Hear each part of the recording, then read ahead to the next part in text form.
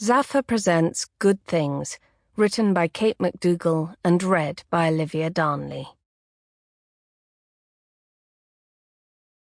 Part 1. Winter, Spring. Chapter 1. Of all the eventualities that Liz had considered when preparing to host the Little Martin Village Council meeting for the first time, her father's dog arriving by pet courier from Spain was certainly not one of them. George had inherited Albert when their grandmother died, and wherever Queen Vic, as she was known by Liz and her younger sister Maggie, was in the afterlife, she would have surely found the whole situation deeply satisfying. Albert had not only been one of her very favourite corgis, but Queen Vic had always believed that humans were simply not capable of managing their lives without the help of a dog here and there to help show them the way. She would have sensed a certain synchronicity in it all, the way history likes to repeat itself, and how glorious it was that dogs could just drop in like that and shake up a situation in the most spectacular way. Nobody was exactly sure how Queen Vic's tenure as chair of the parish council had ended all those years ago, but it was almost certain that one of her corgis was involved. She told everyone she had just got bored of it all, but this seemed unlikely as Queen Vic never gave up anything without a fight and had taught her granddaughters to do exactly the same. So there sat the committee, perched on Liz's brand-new John Lewis sofa when the topic turned, as it so often did, to the provision of dog poo bins in the village.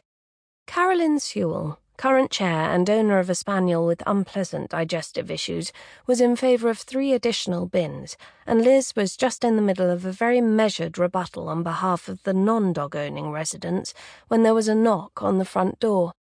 It was Albert, looking all casual and fat and wearing a red bandana.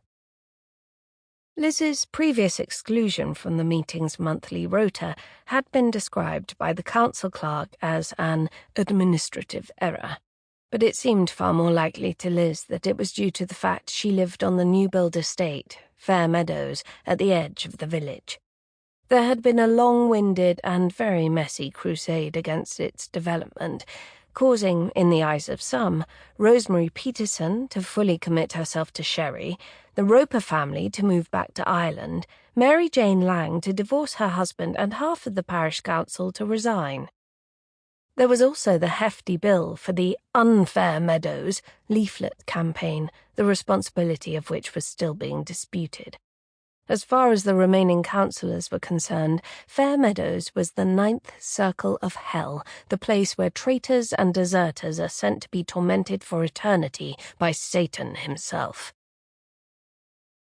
As with many things in life, Liz quietly hoped she might be a little bit better than most other people.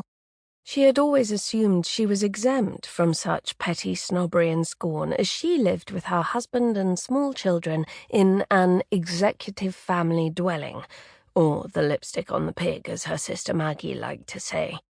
One of 4 high-spec, 4-bed houses at the front of the estate, all of which were clad in real Cotswold stone and twice the size of the basic red brick ones behind. Moreover, she was an Addison by birth. She grew up in the manor house, and that was no small thing in a village like Little Martin, so for the parish council to lump her together with the miserable masses in those tiny brick boxes behind her was both confusing and troubling. But Liz had often struggled to see the bigger picture in life, to grasp how she might be seen by others, even now at the age of 40. It was actually one of the things that Maggie envied and admired about her sister the most.